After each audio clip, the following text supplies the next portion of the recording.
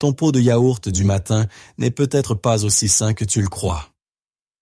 Ce qui est présenté comme un choix équilibré pour le petit déjeuner peut contenir plus de sucre qu'un dessert, ainsi que des édulcorants artificiels et des additifs chimiques. Pendant plusieurs semaines, nous avons analysé les marques de yaourt les plus vendues. Ce que nous avons découvert pousse à lire chaque étiquette avec beaucoup plus d'attention. Certaines marques, à l'image naturelle, vendent en réalité du sucre caché et de fausses promesses. Dans les prochaines minutes, tu découvriras 7 marques qui trompent les consommateurs et 2 auxquelles on peut réellement faire confiance. Commençons par Müller, le yaourt allemand coloré qui paraît moderne, fiable et de qualité. Müller est présent dans presque tous les supermarchés et des millions de familles l'achètent en pensant faire un choix sain. Jusqu'au moment où l'on lit la composition. Le yaourt nature crémeux de Müller contient 4,9% de sucre, auquel s'ajoute 0,2% de glucose et des arômes dits naturels. Un pot de 125 grammes apporte plus de 10 grammes de sucre, soit plus de 2 cuillères à café, alors qu'il s'agit d'un yaourt blanc sans fruits. Müller le qualifie de naturel, mais ce sucre sert surtout à compenser l'acidité créée lorsque la matière grasse est retirée du lait. Au lieu d'améliorer la qualité du lait, on ajoute du sucre. La version 0% de matière grasse en pot de 500 grammes rend la stratégie encore plus évidente. Malgré une grande mise en avant du 0%, elle affiche presque autant de calories que la version classique. Le gras a simplement été remplacé par du sucre. Et où se trouve cette information essentielle? Sur l'opercule en aluminium, déformé par la soudure, exactement sur la partie que l'on jette après ouverture. Ce choix n'est pas un hasard, mais une décision marketing. En 2023, plusieurs plaintes de consommateurs ont été publiées. Une femme expliquait avoir acheté un yaourt qu'elle pensait sans sucre. La réponse de Müller était juridiquement correcte, mais vide de sens. Les informations étaient soit présentes, aux consommateurs de les lire. Formellement irréprochable, mais le problème continue. La même année, Müller a lancé une mousse au yaourt. Les ingrédients parlent d'eux-mêmes. Lait fermenté aromatisé, sucre, gélatine animale, émulsifiant et azote comme agent moussant. Ce n'est plus un yaourt, mais un dessert déguisé. La texture aérienne n'est pas le fruit d'un savoir-faire, mais de gaz injectés. Sans l'azote, il reste moins de la moitié du produit. On paye littéralement pour de l'air. Acheter Müller parce que la marque semble allemande et haut de gamme ne garantit pas une meilleure qualité. Les ingrédients proviennent des mêmes chaînes industrielles que celles des autres grandes marques. L'image rassure, mais la composition raconte une autre histoire. Activia n'est pas seulement un yaourt, c'est une promesse. Depuis des années, la publicité montre des personnes souriantes, parfois célèbres, parlant de digestion améliorée et de confort intestinal quotidien. Un petit pot comme solution simple. Pourtant, cette promesse repose sur des bases très fragiles. Première vérité dérangeante. Juridiquement, Activia n'est même pas un yaourt. Selon la réglementation italienne, un produit ne peut être appelé yaourt que si le lait est fermenté avec 2 cultures précises. Activia en contient une 3e, appelée Bifidus acti regularis. Résultat, il s'agit légalement d'un lait fermenté, pas d'un yaourt. Pour le consommateur, la différence semble minime. Pour le marketing, elle est énorme. Le nom Bifidus acti regularis sonne scientifique, mais il s'agit en réalité d'une marque déposée par Danone. Derrière ce terme se cache la souche, Bifidobacterium lactis DN 573-010, brevetée au début des années 2000. Pendant longtemps, le message était clair. 2 Activia par jour, pendant 14 jours, améliorent le transit intestinal. Puis les autorités sont intervenues. L'EFSA, l'autorité européenne de sécurité des aliments, a examiné les demandes de Danone pour autoriser officiellement ces allégations santé. Le résultat a été sans appel. Danone a retiré sa demande avant même un refus formel. Une autre demande concernant Actimel a été rejetée pour manque de preuves scientifiques. Pour Activia, aucune nouvelle demande n'a été déposée depuis. Concrètement, Danone n'a pas le droit d'affirmer sur l'emballage qu'Activia améliore la digestion. Pourtant, la publicité continue de le suggérer subtilement. Des millions de consommateurs ont payé pour cette promesse. Sur les forums, certains racontent avoir souffert de diarrhée après quelques jours de consommation. D'autres expliquent qu'après la fameuse cure de 14 jours, leur transit s'est même aggravé. Activia ne contient pas de laxatif, mais sa teneur élevée en sucre combinée à la fermentation peut provoquer des effets qui donnent l'illusion d'une efficacité. Un simple regard sur le sucre éclaire la situation. Un Activia au pruneau contient environ 17 grammes de sucre par pot, de 125 grammes, soit plus de 3 cuillères à café. La version 0 remplace le sucre par des édulcorants artificiels. Un produit censé favoriser la santé digestive apporte ainsi des substances qui nourrissent précisément les bactéries que l'on cherche à limiter. Pour les parents, donner Activia aux enfants banalise le goût sucré dès le petit déjeuner. Pour ceux qui l'achètent depuis des années pour le fameux bifidus, une chose est claire, ces bénéfices n'ont jamais été officiellement validés par les autorités sanitaires. Yomo est une marque italienne historique, née en 1947, aujourd'hui intégrée au groupe Granarolo. C'est un nom que beaucoup associent à l'enfance, à la famille et à la confiance. Cette image de tradition est au cœur de la communication de Yomo. Pourtant, dès que l'on regarde à l'intérieur du pot, cette tradition disparaît rapidement. Les yaourts aux fruits Yomo contiennent ce que l'industrie appelle des préparations de fruits, issues de la technologie alimentaire. Un yaourt à la fraise se compose de lait, de ferment, et d'une préparation contenant des fraises, du sucre, des concentrés colorants et des arômes dits naturels. Cette préparation n'est pas le fruit lui-même, mais un mélange où la fraise réelle n'est présente qu'en très petite quantité. Le reste est constitué de sirop de glucose-fructose, de pectine et d'arômes. Dans un pot de 125 grammes, il peut y avoir moins de 10 grammes de vraie de fraise, soit moins d'une cuillère à soupe. On achète donc surtout une illusion de fruits. Yomo maîtrise parfaitement le marketing. La ligne Intero Bianco Natural donne une impression de simplicité et de santé. Pourtant, lors des tests Altro Consumo de 2024, elle n'a obtenu que 58 points sur 100, une qualité moyenne. Elle se classe derrière Vipiteno, derrière Granarolo et même derrière plusieurs marques discount. La raison est simple, la qualité du lait n'est pas la supérieure, et le processus de production reste industriel et à grande échelle. Rien ne justifie réellement son prix. Yomo ne vend pas une meilleure composition, mais un sentiment de nostalgie. Des emballages vintage, des couleurs rassurantes, des souvenirs d'enfance. Mais la nostalgie n'est pas un gage de qualité. Yomo est présent dans les foyers, les cantines et même les écoles. Il inspire confiance, mais confiance ne signifie pas meilleur. Ceux qui achètent du Yomo parce qu'il est italien et synonyme de qualité peinent pour un logo, pas pour un produit plus sain.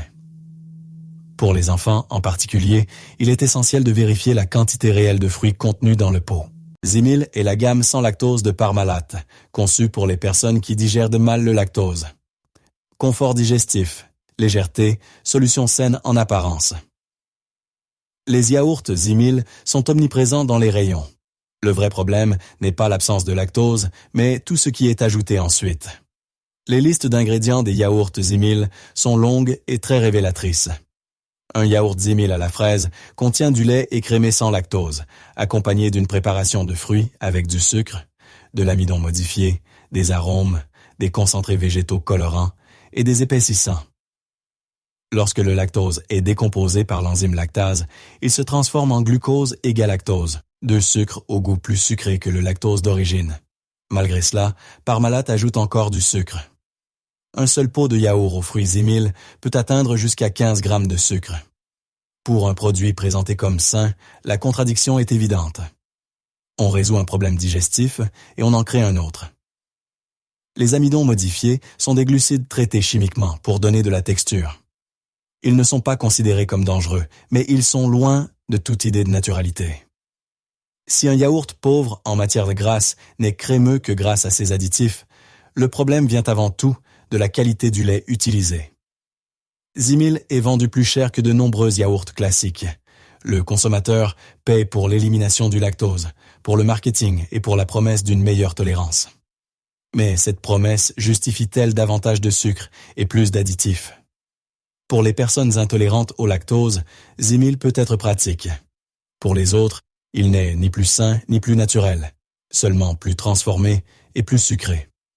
pour les familles qui l'achètent moissonné.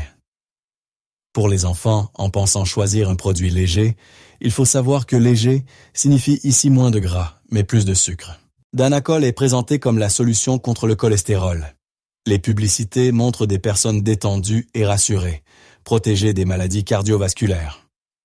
Pourtant, le problème commence dès le nom, car Danacol n'est pas un yaourt. Il s'agit d'un lait fermenté enrichi en stérols végétaux. Ces stérols peuvent effectivement réduire l'absorption du cholestérol dans l'intestin lorsqu'ils sont utilisés correctement. Mais la question essentielle concerne le reste du produit. Un petit flacon de 100 grammes contient environ 15 ingrédients. On y trouve du lait écrémé, de l'eau, de la maltodextrine, des stérols végétaux, du sucre, du fructose, des stabilisants, des régulateurs d'acidité, des arômes, des édulcorants comme l'aspartame et des vitamines ajoutées. 15 ingrédients pour un produit présenté comme simple et sain.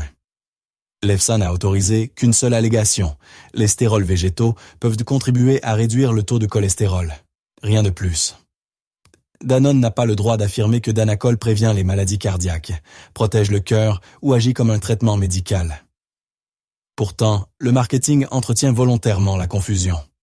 Sur l'emballage figure même un avertissement indiquant que le produit peut ne pas convenir aux femmes enceintes, aux femmes allaitantes et aux enfants de moins de 5 ans. La raison est claire. Une consommation élevée de stérols peut interférer avec l'absorption de certaines vitamines. Un produit réellement sain ne devrait pas nécessiter ce type d'avertissement. À cela s'ajoute l'aspartame, un édulcorant controversé.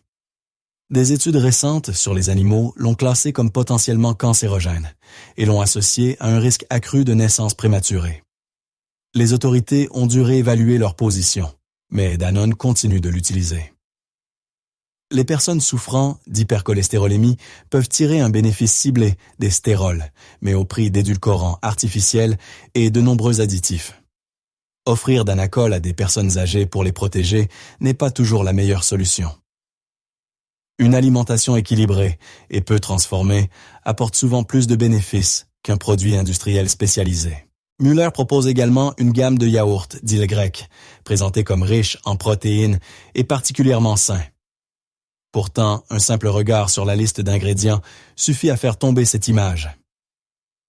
Le yaourt grec avec nappage à la framboise contient du yaourt écrémé, du sucre, des framboises à hauteur de 5%, mais aussi des œufs, de la farine de blé, de l'amidon modifié, du beurre, du lait en poudre, du lactosérum en poudre, des arômes, un stabilisant comme la gomme de goire, des concentrés végétaux colorants et des régulateurs d'acidité. Pour un véritable yaourt grec, cette composition est absurde. Un yaourt grec authentique se limite au lait et au ferment. Ici, on trouve des œufs, de la farine et des épaississants, preuve qu'il s'agit d'un produit reconstruit en laboratoire. La partie nappage est composée majoritairement de sucre, tandis que la framboise ne représente que 5%.